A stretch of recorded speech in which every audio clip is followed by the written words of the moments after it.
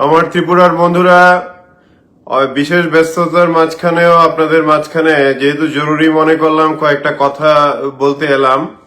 আর বিভিন্ন এক্সিট পোলেরও আপনাদের মন থেকে এক্সিট করানোর জন্য আমি এলাম কয়েক মিনিটের জন্য, বেশিক্ষণ কথা বলতে পারবো না। প্রথম কথা হচ্ছে, এই এক্সিট পোল গুলোকে পাত্তা দেবেন না।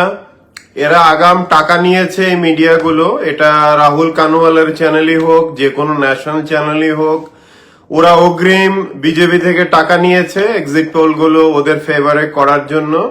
এক্সিট পোল বিজেপির ফেভারে করার একটাই মানে হলো, বিজেপির যে মনমরা যে গ্রাউন্ড লেভেলের যে ফোর্সটা আছে, ওদের যে পার্টি ওয়ার্কার আছে, ওদের মনোবল তাজা করে যাতে পোল কাউন্টিং এর দিন যাতে পোল রিগিং ওই কাউন্টিং হলে যাতে অনেক কিছু করতে পারে। তো বিজেপির আগাম টাকা দেওয়া ছিল, টাকা দেওয়া কন্ট্রাক্ট করা আছে অ্যাকচুয়ালি। রাহুল কানওয়াল না শুধু, যতগুলো অনেক ন্যাশনাল মিডিয়া দেখবেন, ওরা সাংবাদিকতার নামে কলঙ্ক। They are shame for democracy, they are shame for journalism profession. এদের কাজই হচ্ছে আগাম টাকা নিয়ে এরকম ভাবে মানুষের ভুল এরকম তথ্য দিয়ে মানুষকে বিভ্রান্ত করা। আপনারা খুব ভালো করে জানেন পশ্চিমবঙ্গ এবং হিমাচল প্রদেশের এক্সিট পোল কি ছিল। এই রাহুল কানওয়াল আর এই ন্যাশনাল মিডিয়া হিমাচল প্রদেশ আর পশ্চিমবঙ্গের এক্সিট পোলে কি দেখিয়েছিল? যে বিজেপি জিততে যাচ্ছে, তাই না? আপনারা জানেন বিজেপি কটা সিট পেয়েছে দুটো স্টেটে, আর হিমাচলের ইলেকশন তো মাত্র 2 মাস আগে হলো। তাই আজকে ন্যাশনাল মিডিয়ার এই পোষা কুকুর, বা আমি বলবো যে বিক্রি হওয়া সাংবাদিকতার ভেগধারী কুকুরদের ভাষণগুলো বিশ্বাস করবেন না। আপনারা প্রতারিত হবেন না, কারণ ওরা হিমাচল প্রদেশের পোলে গত 2 মাস আগে যা এক্সিট পোলে বলেছিল কিছুই মেলেনি। পশ্চিমবঙ্গে ওরা ওই করেছে। ওরা টাকা খেয়ে বসে আছে, ওদের মধ্যে কোথায় সাংবাদিকতা, কোথায় কি মানুষকে বিভ্রান্ত করা, তাই না? তাই এই সুবেশধারী, এই ভদ্রবেশধারী ন্যাশনাল মিডিয়ার পোষা কুকুরদের কথাবার্তা বিশ্বাস করবেন না। কারণ হচ্ছে ত্রিপুরাতে যেটা হতে যাচ্ছে এটা আপনারা 2 তারিখ দেখতে পাবেন। আমি লাইভে অল্প সময়ের জন্য এসেছি। দ্বিতীয় যে গুরুত্বপূর্ণ কথাটা বলবো, এটা ত্রিপুরার বিরোধী দলগুলোর উদ্দেশ্যে, যে আপনারা এই যে শান্তি চাই চারিদিকে নাকে তেল দিয়ে ঘুমানোর যে প্রবণতা দেখা যাচ্ছে, ওটা আপনারা ত্যাগ করুন। ত্রিপুরাতে বিজেপি যে শেষ চেষ্টাটা করতে যাচ্ছে পোল রিগিং এর, এটা হলো, আপনারা জানেন ত্রিপুরাতে 21টা বোধহয় পোলিং স্টেশন আছে। এক একটা পোলিং স্টেশনে খুব সম্ভবত পোল কাউন্টিং এর জন্য 14টা করে টেবিল থাকে, 14 টেবিল থাকে, এবং প্রত্যেকটা টেবিলের জন্য আমি যতটুকু জানি একজন পোলিং অফিসার থাকে। তো বিজেপি কি করেছে, কি করতে যাচ্ছে 2 তারিখ আমি বলে দিচ্ছি। অপোজিশন পার্টিরা আপনারা জিনিসটাকে সিরিয়াসলি নেন, কারণ আপনাদের দেখে মনে হচ্ছে যে ইলেকশন কমিশন আর ভেতরে খুব সুন্দরভাবে ইলেকশন কমপ্লিট হতে যাচ্ছে, এরকম না। বিজেপি একদিকে যেমন ন্যাশনাল মিডিয়াকে কিনে এখন থেকেই ড্রাম বাজাচ্ছে জিতে গেছে ত্রিপুরা ইলেকশন, এবং ইলেকশনের দিন ওরা যেটা করতে যাচ্ছে ওটা আপনাদের আমি বলে দিচ্ছি। ওরা কি করতে যাচ্ছে, পোলিং স্টেশন যে আছে 21 পোলিং স্টেশনের মধ্যে এক একটার মধ্যে 14টা করে থাকবে, 14টা কি 15টা থাকে পোলিং যে কাউন্টিং বুথ, যে কাউন্টিং টেবিল না কি বলে ওটাকে থাকে। ওটার ইনচার্জ থাকে গভর্নমেন্টের অফিসার থাকে। এক একটা এরকম পোলিং স্টেশনের ভিতরে অনেকগুলো গভর্নমেন্টের অফিসার থাকবে, এবং ওখানে প্রত্যেকটা পার্টির পোলিং এজেন্ট গুলো থাকবে। তো বিজেপি কি করতে যাচ্ছে 2 তারিখ, অলরেডি টাকা পয়সা দেওয়া হয়েছে এবং ওই রকম অফিসারও সিলেক্ট করা হয়েছে 21টা পোলিং বুথের জন্য, পোলিং স্টেশনের জন্য। আপনারা বুঝতেই পারবেন না কিভাবে কারচুপি করবে ওদিন। ওরা কি করবে, ধরুন একটা ইভিএম এ 1400 ভোটার ভোট দিয়েছে একটা ইভিএম এর মধ্যে, ঠিক আছে? ইভিএমটা এবার ওই পোলিং স্টেশনের 14টা বা 15টা টেবিলের ভিতরে, একটা টেবিলের ভিতরে ওটা রাখা হলো।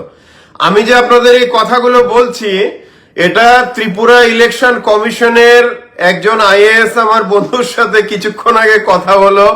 আমি ওকে একটা সাধারণ প্রশ্ন জিজ্ঞেস করেছিলাম যে তুমি তো ইলেকশন ডিউটিতে আছো ত্রিপুরাতে, যে বলো তো বিজেপি বা কেউ যদি বুথে রিগিং করতে চায় এখন কিভাবে করতে পারে, মানে কি করতে পারে এখন রিগিং করার জন্য। তো এই অফিসার, অফকোর্স আমি নাম তো বলতে পারি না আমার বন্ধুদের, এদের চাকরি বাকরি নিয়ে টান পড়বে, কিন্তু উনিও ত্রিপুরাতে ডিউটিতে আছেন ইলেকশনের। উনি যেটা বললেন এটা হলো যে ইভিএম রিপ্লেস করাটা ইজ ভেরি ডিফিকাল্ট, কারণ চারিদিকে সিসিটিভি লাগানো আছে। কিন্তু 2 তারিখ পোল কাউন্টিং এর জন্য বিজেপি যেটা করবে এটা হচ্ছে ওদের পিক করা, মানে ওদের মানে একদম সিলেক্ট করা অফিসারদের ওরা বিভিন্ন পোলিং বুথে অলরেডি ডিউটিতে এনগেজ করেছে। ওরা কি করবে, ধরুন একটা ইভিএম মেশিনে 1400 ভোট আছে, এই মেশিনটা যখন নাকি কাউন্টিং হবে তখন একটা ট্যালি শিট থাকে, মানে কোন পার্টির পক্ষে কত মানে ভোট পড়েছে একটা ট্যালি শিট থাকে, ট্যালি শিট। এই ট্যালি শিটে 14টার মধ্যে ধরুন 700টা পেয়েছে ধরুন সিপিএম, কংগ্রেস পেয়েছে কিছু, বিজেপি পেয়েছে ধরুন 300 400 এরকম। ওখানে কি করে ওই যে ট্যালি শিটটা আছে, ট্যালি শিটটাকে ইচ্ছে করলে যে অফিসার আছে ওখানে ডিউটিতে ও ম্যানিপুলেট করতে পারে। ও কাউন্টিং হলে যে অপোজিশনদের যে এজেন্ট থাকবে ওদেরকে খালি ভয় দেখাবে বা বলবে যে আমরা 1400 ভোট না, এখানে আরো আমরা 100 ভোট বা 150 ভোট ঢুকিয়ে দিচ্ছি। ধরুন 1400-র মধ্যে বিজেপি হয়তো পেল 300টাকে ওরা করবে কি ট্যালি শিটে যখন এন্ট্রি করবে এই নাম্বারগুলো, ধরুন সিপিএম পেয়েছে 700, কংগ্রেস পেয়েছে 400, সাথে এ গেল 11, আর ধরুন 300 পেয়েছে বিজেপি। যখন অফিসার এই যে পোলিং স্টেশনের পোলিং টেবিলের মধ্যে ও কি করতে পারে, ও এই যে নাম্বারটা আছে যখন নাকি এন্ট্রি করবে ট্যালি শিটে তখন ও দেখিয়ে দিতে পারে 700 ভোট সিপিএম এর না, পড়েছে ওটা বিজেপি। এরকম ভাবেই ওরা ম্যানিপুলেশন করার মাস্টার প্ল্যান অলরেডি বানিয়েছে। কিন্তু এটা বিরোধী দলের সমস্ত নেতা নেত্রীদের আমি বলবো আপনারা এখন সবকিছু ছেড়ে এই যে 21টা পোলিং স্টেশনে, এক একটা পোলিং স্টেশনে 14-15টা যে কাউন্টিং টেবিল যে থাকে, টেবিলে ইভিএম গুলো যখন কাউন্টিং হবে, কাউন্টিং হওয়ার পরে তখন যে ট্যালির যে টেবিলটা যে বানানো হবে ওই টেবিলটার নিচে প্রত্যেকটা পার্টির পোলিং রিপ্রেজেন্টেটিভের সাইন করতে হয়। সেই ট্যালির যে টেবিলটা হবে এই টেবিলটা এবং ভোটগুলি যে গণা হচ্ছে ইভিএম থেকে কাউন্টিং, এইটা যেন সিপিএম, কংগ্রেস, টিপ্রামথার যারাই আছে পোলিং এজেন্ট, যাতে খুব শক্তপোক্ত লোক যাতে বিরোধী দলগুলো পোলিং স্টেশনে যাতে লাগায়।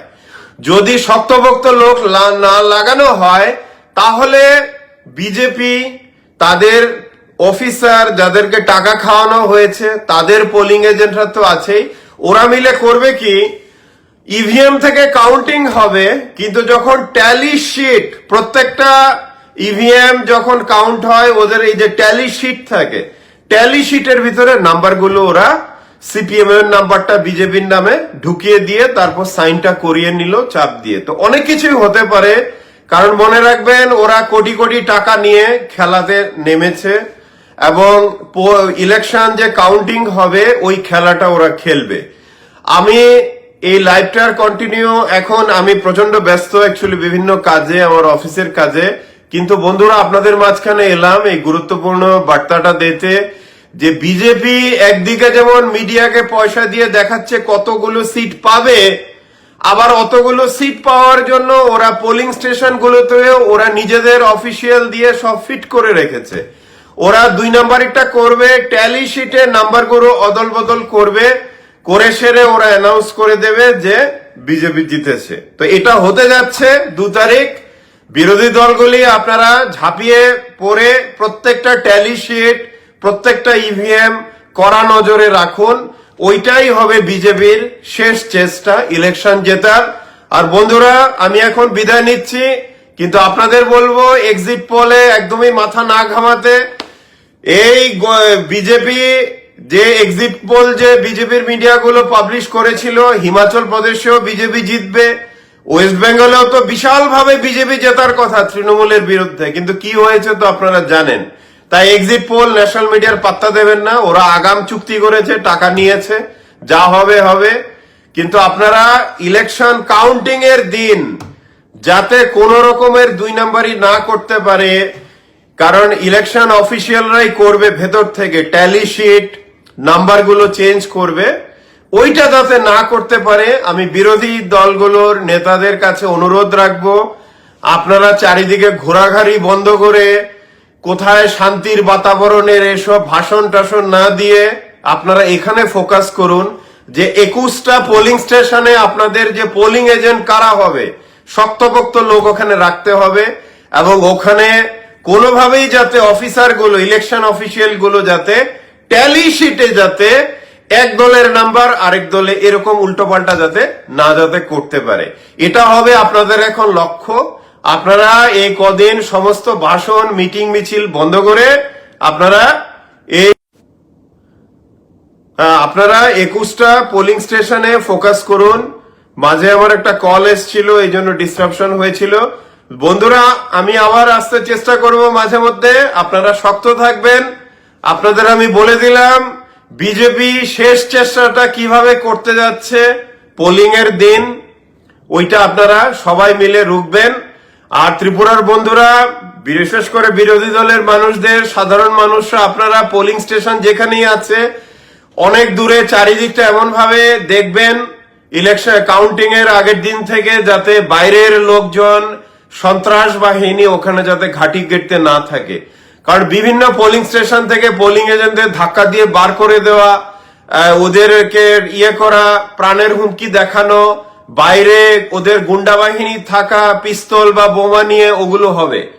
কিন্তু এগুলো আপনারা যেভাবে ইলেকশনে ফ্রি এন্ড ফেয়ার করেছেন রাস্তায় রাস্তায় বেরিয়ে, আপনারা ইলেকশন কাউন্টিং এর দিনও সবাইকে অনুরোধ রাখবো আপনারা রাস্তায় রাস্তায় বেরিয়ে যান, বেরিয়ে ত্রিপুরাতে ভোট গণনা পর্বটাকে সুন্দরভাবে গণতন্ত্রকে প্রতিষ্ঠিত করার সমগ্র চেষ্টাটা করুন। কারণ ওই দিনও, ভোট গণনার দিনও আপনারা সবাই রাস্তায় থাকবেন, যাতে 21টা পোলিং স্টেশনের চারিদিকে কোনো গুন্ডা বাহিনী, বাইক বাহিনী, পিস্তল নিয়ে যাতে সন্ত্রাসের বলয় না তৈরি করতে পারবে। আমি ইলেকশনের দিনও বলেছিলাম, আজকেও বলছি, ইলেকশন কমিশন, পুলিশ কি করছে না করছে ওদের কাজ, কিন্তু কাউকে 1% বিশ্বাস করবেন না। গণতন্ত্র আপনাদের রক্ষা করতে হবে। আমি আবার আসতে চেষ্টা করব। বন্ধুরা, ভালো থাকবেন। জয় হিন্দ।